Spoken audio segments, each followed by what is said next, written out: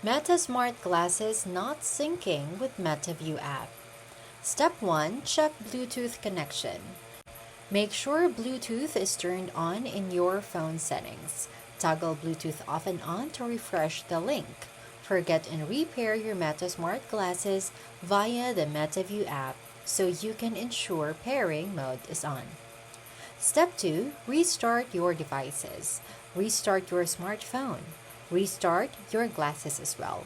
Hold the power button for 12 seconds, wait, then turn them back on. Step 3. Update MetaView app and firmware. Update the MetaView app from your app store. Check the app for firmware updates and install if available. Keep glasses charged and connected to Wi-Fi. Step 4. Reinstall MetaView app. Uninstall the MetaView app, restart your phone, reinstall the app from your app store. Step 5. Factory reset smart glasses. Ensure glasses are charged. While charging, hold the capture and power buttons for 10 to 15 seconds until the light flashes, then turns white.